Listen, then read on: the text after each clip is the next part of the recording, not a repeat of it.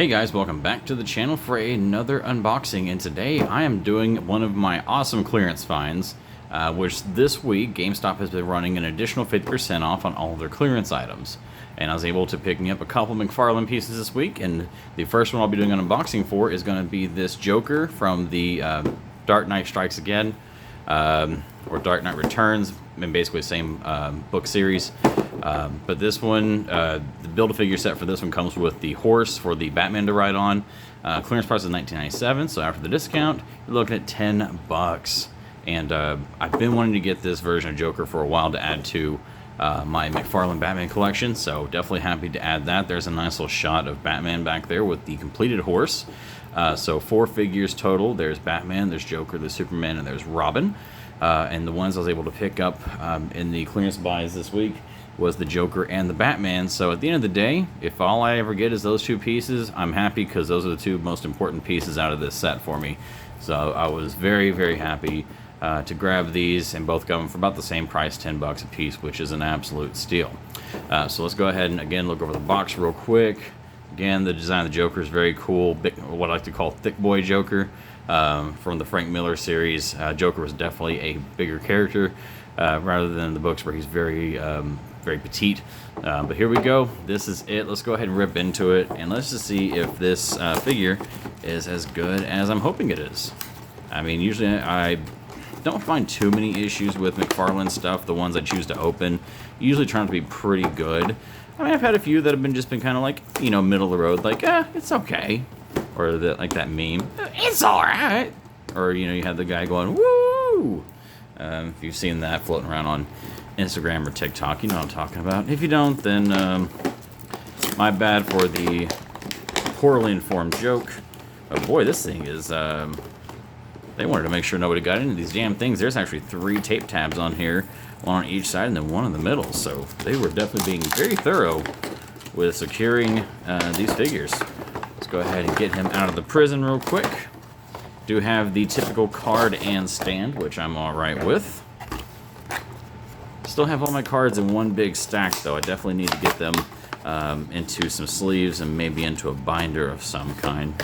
In fact, I have a really nice binder. I bought a while back, a little zippered binder with a little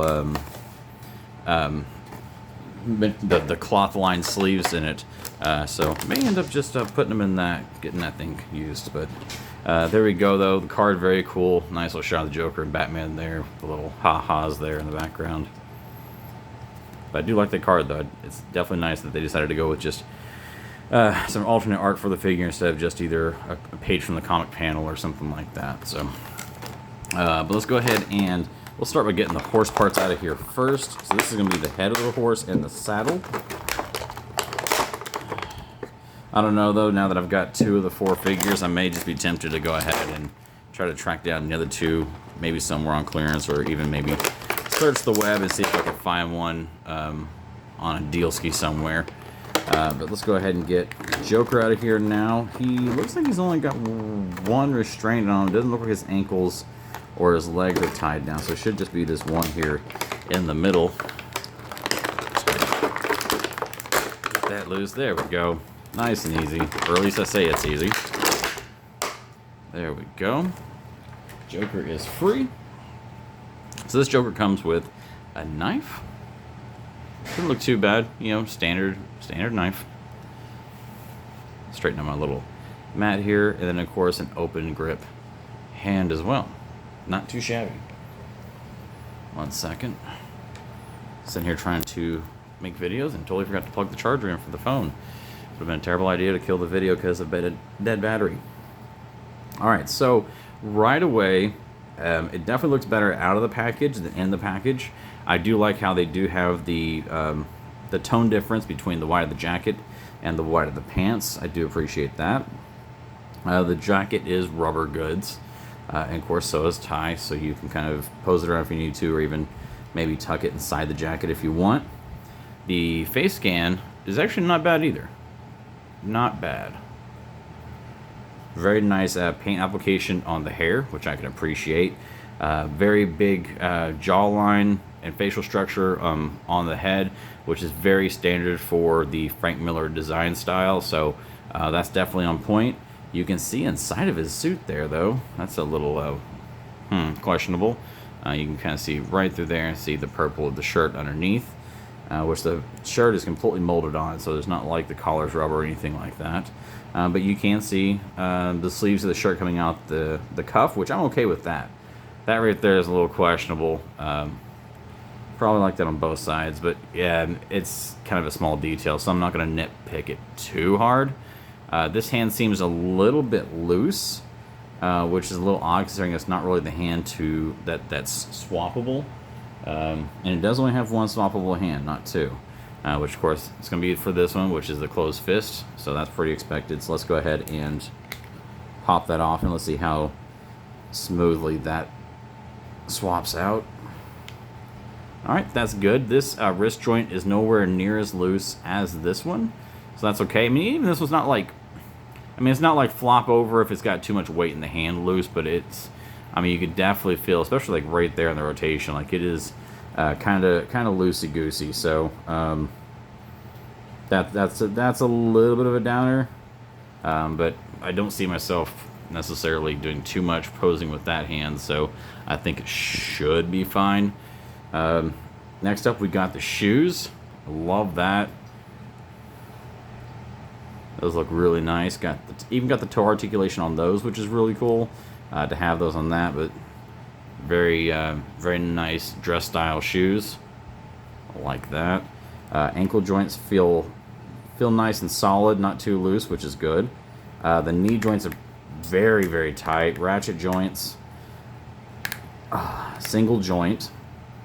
But they are solid, which is okay, because with suit pants, you definitely don't want to have a whole bunch of separations in it to kind of break up the aesthetic of it.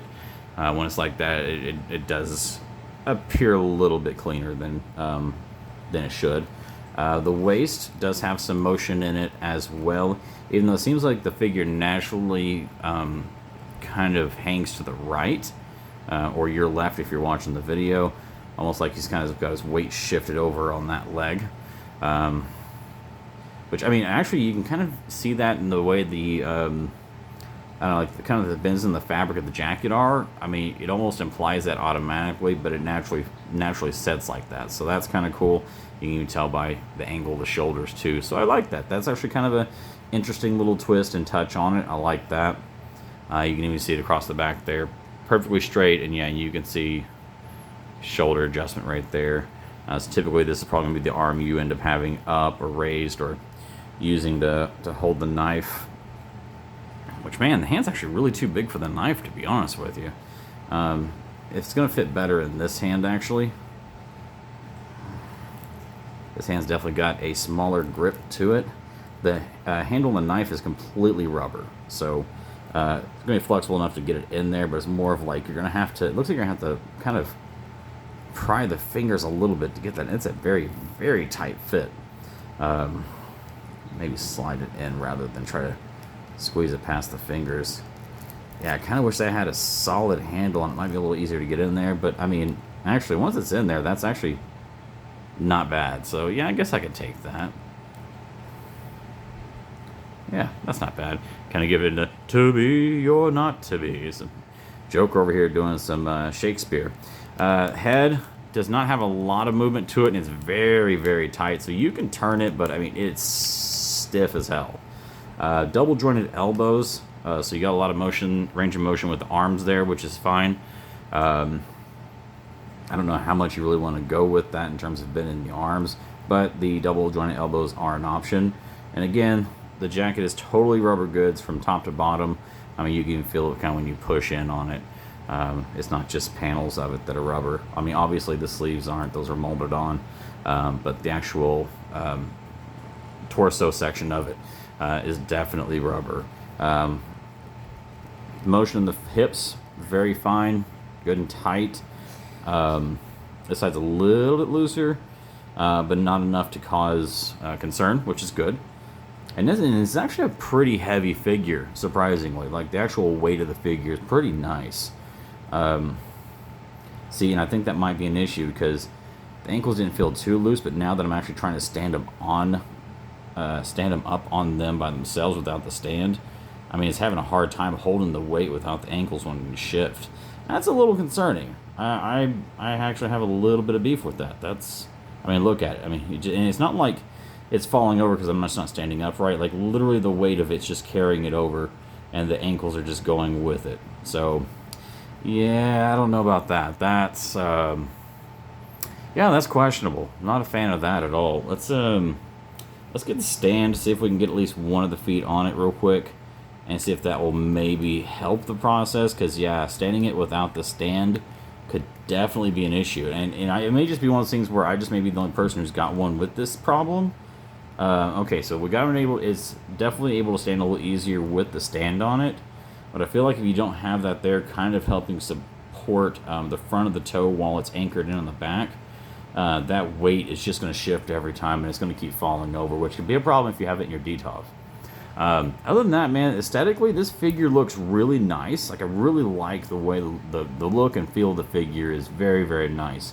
Don't like the loose wrist joint, and I do not like those loose ankles. That's really going to hurt this one in terms of its overall score, because, you know, one of the biggest part of having a loose action figure is being able to display it, and it's hard to display things if they can't stand worth a shit. Let's go ahead and look at the horse real quick. So, looks like the horse is pretty much going to have this little kind of like slide torso. Looks like it's kind of got some,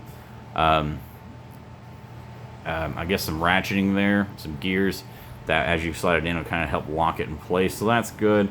And even maybe like a little pin. So maybe you pull the torso apart and put the pin through there, and that'll lock it in place and make it more sturdy. The head seems to have might have a little bit of motion to it, but not enough to really probably warrant moving it without breaking it, really.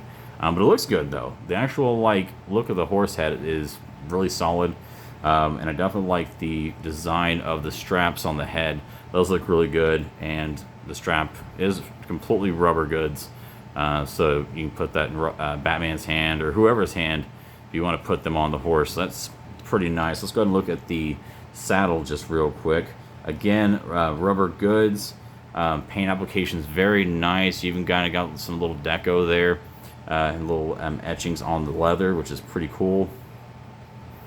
I mean, pretty much your basic saddle. You know, you got your brown leather, and you got your silver metallic buckles and footrest. But I mean, I think it's going to look really good once you have it actually on the horse. Like, that's probably gonna look really nice. So yeah, I may have to suck it up and get the rest of it. So yeah, this Joker, the Dark Knight Returns Joker from the Build-A-Figure set, very nice figure, looks good. Unfortunately, the flaws of the looseness in the ankles and the looseness in the wrist on this is definitely going to hamper it. So I probably have to give this one closer to maybe a 7, because I mean, those are kind of a big deal. Like I said, I have all my stuff in DTOVs, and if this thing falls over, it's just going to cause a giant mess.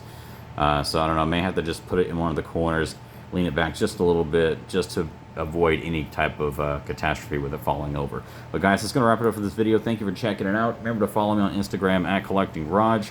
Don't forget to follow me on Whatnot. I have not gotten to stream lately. Work's been a little hectic, but should be back on there very soon to rip some more wrestling, and maybe even do some Dragon Ball and some Hero Clicks. Maybe even some Marvel cards, so stay tuned for that. And then also, stay tuned for the channel. I'll also be doing the unboxing for the Batman from the same very set. So be on the lookout for that. But guys, thank you so much for checking the video. Thank you for checking out this Joker review. Man, I kind of wish there wasn't so many issues with it. But yeah, 7 out of 10, but still good. If you want it on clearance, $10, it's worth that. I can tell you that much. Thank you so much for checking out the video, guys. Have a great day.